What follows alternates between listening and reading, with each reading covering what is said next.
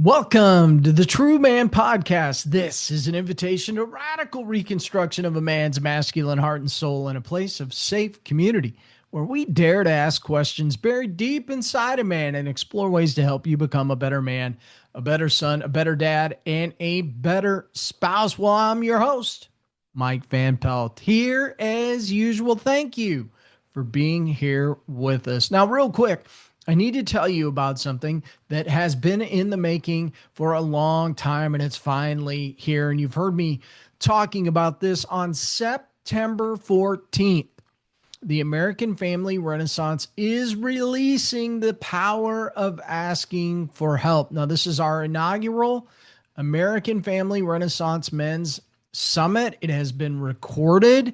We are setting this up so that you can watch these videos in bite-sized chunks. You don't have to watch them all at once. And listen, this is not your average online event. Boy, you can gain amazing wisdom. We have assembled 8 world-class speakers, including myself, of course, men who have lived these truths, who have built something real, and who have something to say that every man in this audience needs to hear. So you're going to want to pass this along to your buddies too. This lineup includes Scott Schilling, Tom Ziegler, Bob Tiede, Bob Bodine, Vince Miller, and Chris Widener. And yeah, myself, yours truly, right? 8 speakers, one urgent message, one day that could change the direction of your life. And stick around at the end of today's episode because I'm going to introduce you to one more summit speaker, Jim Britt, a man whose story and whose message I think is going to hit you in a way you won't expect. So sign up for information. The sign up form will be in the show notes. You can also go directly to my website, AmericanFamilyRenaissance.org, and find it out on our summit page as well. But you need to reserve your seat today, and please forward this on to a friend. You will not regret it. It's free. It can be done in a half day if you do it all at once, or you can take your time working your way through it. And it could be the most important day of the year for you. I know it's going to be one of the most important days of the year for me. Now, let's talk about why this summit exists in the first place. Because the topic, the power of asking for help, goes right to the core of something that is quietly destroying men. So let me ask you something. When is the last time you stopped and asked for directions? Now, I'm not talking about your Google Maps. You're on there on your mobile phone. I mean, actually pulled over, rolled down a window, and ask another human being, hey, I'm lost. Can you help me find where I'm going? Now, for most men, that question is almost physically uncomfortable to even imagine, isn't it? You ever been there? We would rather drive in the wrong direction for another 20 minutes, circling, backtracking, burning time and full fuel than admit to a stranger that we don't know where we are. And before you laugh, because we have all done it, I want you to sit with that image for a second. Because it is not just about directions, it is about a perfect picture of how most men navigate the hardest terrain in their lives. Lost in their marriage, circling the same argument for the 10th year in a row, but not asking for help. Lost in their identity, unsure of who they are, what they're for, whether they're enough, but not asking for help. Lost in their pain, carrying grief, anger, fear, shame, weight that is just bending them in half and telling everyone they're fine. We would rather stay lost than admit we need someone to show us the way. And that right there is one of the most dangerous patterns in the lives of Christian men today. Today, we're going to talk about why, and more importantly, why it has to change. So there's a reason the won't stop for direction thing, quote unquote, has become a cultural joke because it's true. And it's true across generations, across cultures, across, socioeconomic backgrounds.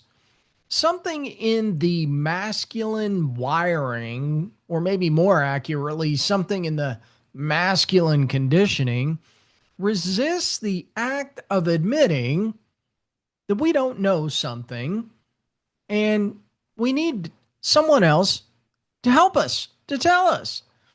Now, extend that metaphor into every domain of a man's life. A man who would rather assemble the furniture without reading the instructions. I think I know that guy. Doing that for 3 hours, increasingly frustrated, surrounded by leftover screws, then takes 10 minutes to follow the directions designed to make the process work. Has that ever happened to you? That just explained every piece that I ever purchased.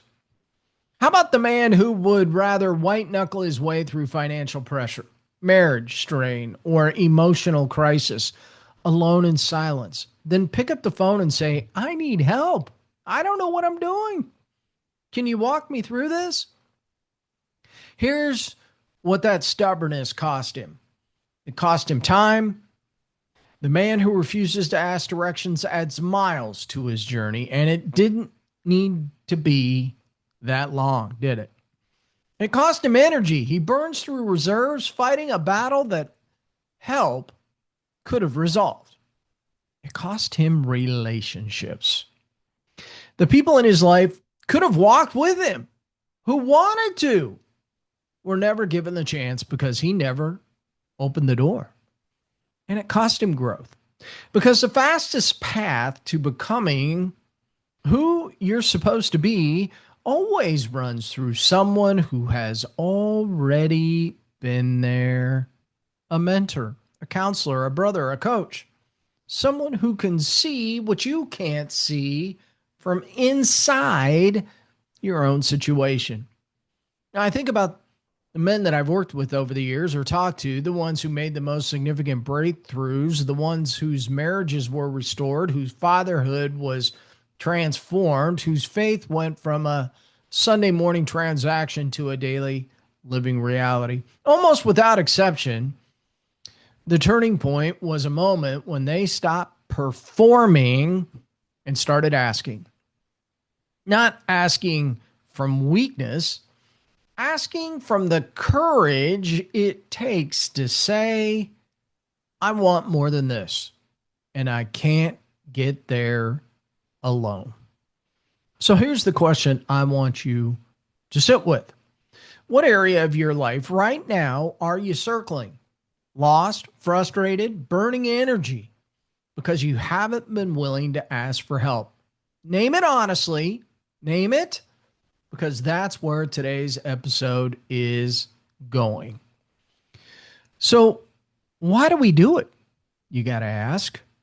Why does a man who genuinely wants to grow, who loves his family, who claims to follow a God who said, now listen carefully, ask and it shall be given? Why does that man still refuse to ask? I wish I had the answer to that question because I've been that guy.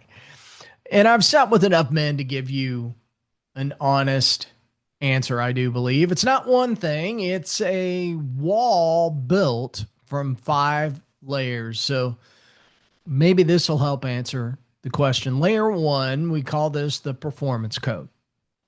From the time most men were boys, they absorb a code, sometimes spoken, more often caught from the men around them, that said, strength means self-sufficiency.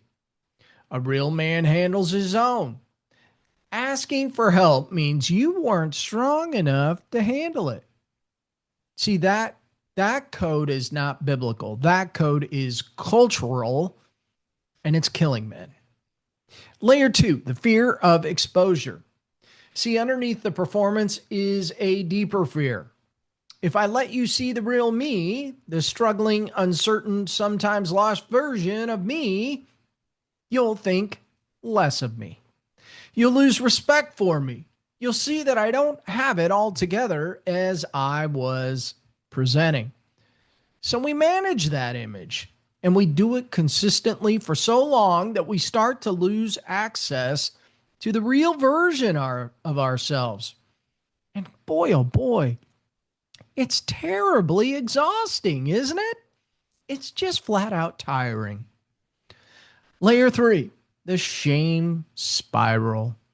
Here's what compounds everything. Shame tells a man that his struggle is unique to him, that everyone else is handling what he can't handle, that his need for help is evidence of a deficiency that other men don't have. Shame thrives in silence, and silence is exactly where struggling men spend most of their time. Layer 4, the pride problem. Oh boy. At the root of it all, and I say this with love because I have lived it, is pride. The unwillingness to need. The deep, often unconscious conviction that needing anyone is somehow beneath a man of strength and faith. Well, that conviction is a lie. And it is one of the enemy's most effective tools. Because a man who won't ask for help is a man who cannot be helped. And a man who cannot be helped is a man who cannot fully heal. And a man who cannot fully heal cannot fully lead. Layer 5, nobody showed him. How many of you experienced that? You know, for many men, this is an honest, heartbreaking truth. Doggone. Nobody modeled what it looks like to ask for help with dignity. Their father didn't do it. The men around them didn't do it. So they genuinely don't know how. The act feels foreign because it was never demonstrated. So let me ask you, which of these 5 layers is your wall? Is there just one? Is it more? You already know the answer, the one that hit. That's the one worth examining. So here's what strikes me every time I go back into scripture and check in with things and see how real world circumstances really, where did they derive themselves? What are the stories of the Bible? And so I go back looking through scripture, looking at the men that God used most powerfully. Not one of them, by the way, did it alone. Not one. Not a single one. Moses, chosen to lead 2 million people out of slavery, could not sustain the burden of leadership without help. His father-in-law, Jethro, who's an interesting character to learn about, watched him trying to handle everything himself and said essentially, what you're doing is not good, Moses. You will wear out, both you and these people. And Moses, a man who had spoken face to face with God, took the advice, the wisdom from his father-in-law. He asked, he received, and the mission continued on. David, the greatest king Israel ever produced, surrounded himself with mighty men. 37 warriors named specifically in scripture, not because David was weak, but because David understood that a man and his brothers together accomplish what a man alone never could. Peter, the rock on which the church was built, fell apart the night Jesus was arrested, denied him 3 times, and then wept bitterly. And then, this is the part that matters, he came back. He let Jesus find him on the shore. and he let himself be restored. He asked in the most vulnerable moment of his life to be put back together. And Jesus did not disqualify him for his weakness. He commissioned him out of it. And then there's this, one of the most direct statements in all of Scripture on this very subject.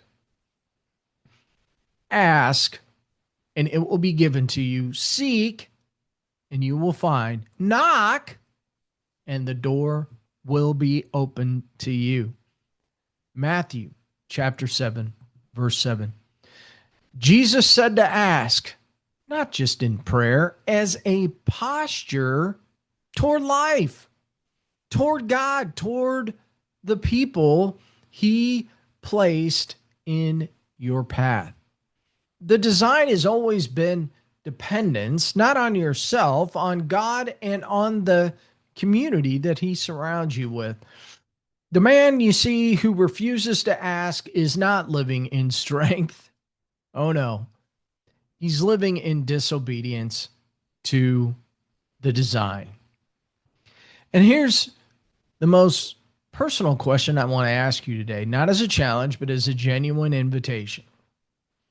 What would change in your life, in your marriage, in your fatherhood, your faith, or your future if you became a man who asked for help with the same confidence that you bring to everything else? What would be different? Because I've seen the answer to that question play out in real men's lives. And what I've seen is this: everything changes. Not overnight, but everything changes. And if this was a 4-hour podcast, I'd go ahead and tell you my story again. Podcast for another day, probably. But I do want to tell you about a shift that I've watched happen in men. The moment they cross from performance into vulnerability, from hiding into asking. It is one of the most powerful things that I have ever witnessed.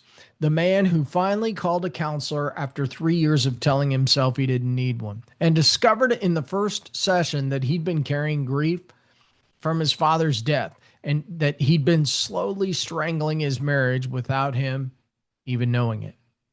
The man who showed up in a men's group for the first time, convinced that he had nothing in common with anyone there, and heard another man describe his struggle with such precision that it felt like someone had read his private journal, and something in him cracked wide open, and he was never quite as alone again. The man who called me and said, "Mike, I don't know what I'm doing. I love my family, but I'm losing them and I don't know how to stop it." We went to work. And a year later, he told me that phone call was the bravest thing he'd ever done. It always is, man. It always is. You see, asking for help is not the end of a man's strength. It is the beginning of a different kind, a stronger kind. The kind rooted not in self-sufficiency, but in the honest acknowledgement that you were designed for more than you can build alone. That is the incredible power of asking for help. And that is why on September 14th, we are gathering men for a summit built around exactly that idea. 8 speakers, 1 day, 1 mission to call out men out of isolation, out of performance, out of the silence that is costing them everything, and into the honest, courageous, life-changing act of asking. It's free. It's 1 day. In fact, it doesn't need to be 1 day necessarily, because we're going to put these videos out in bite-sized chunks for you to enjoy. And I believe it will be one of the most important, some of these videos will be some of the most important videos of your lives. So in the show notes, again, we're going to put the summit link for you to register for free. You can also go out to the website, AmericanFamilyRenaissance.org. Now, here's what where I want to land this thing today. You are not too far gone. You are not too proud. You are not too complicated or too broken or too late. Okay. But you are going to have to do one thing that might be the hardest thing that you do this week. You're going to have to ask. Ask God honestly with the, not with the polished prayer, but with a real one. The, I don't know what I'm doing and I need you prayer. Ask a man in your life, one person today, to go deeper than the surface. Not a speech, just a door opener. Ask for help with the thing that you've been white knuckling alone. Because here's the truth, I built my entire life's work on. Real strength begins the moment a man becomes honest enough to ask for help, humble enough to receive it, and courageous enough to let it change him. It's not a weakness. That is the most powerful thing a man can do.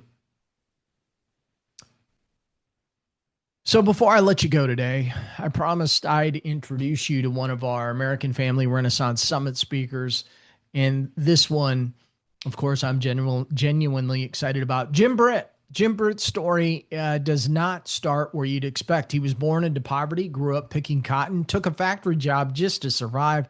And by the age 29, through a radical decision to stop doing life alone and start asking the right questions of the right people, he had reached financial independence. So what happened after that is simply remarkable. Jim Britt is intentionally recognized in the field of peak performance and personal empowerment training. He is the co-author of 13 best-selling books, might be up to 20 now, actually, including the Cracking the Rich Code series, which I was a part of. That was book number 11, where the power of asking for help came out. He's written Rings of Truth and the Power of Letting Go, and has shared his message with over 1 million people across thousands of audiences. He has served as a success counselor to over 300 corporations. He was named one of the world's top 20 success coaches and received the Best of Best award out of the top 100 contributors of all time to the direct selling industry. And here's the detail about Jim that I think everything you need to know about this man. He mentored, coached Tony Robbins for the first 5 years of his business. The man who helped shape one of the most influential voices in the personal development world, Jim Britt. He's coming to the American Family Renaissance on September 14th. You certainly don't want to miss him or any of our wonderful speakers. So join us at the American Family Renaissance.org. You can go to the summit. You can sign up. It's free. We're releasing it September 14th. And I think you're going to enjoy it. And I got to say, I really want you there. This is a mission, a labor of love that we're putting on. This is a growing thing that I sincerely hope you will be a part of. And I sincerely hope you'll forward it on to a buddy or a friend to sign up for this summit as well. You won't regret it. Well, I want to thank you for being here this week. Always a thrill for me to talk about the power of asking for help. So make that your goal this week. Don't go it alone. Go out and ask for help. Thank you for listening. God bless you. And go out and make this your very, very best day ever.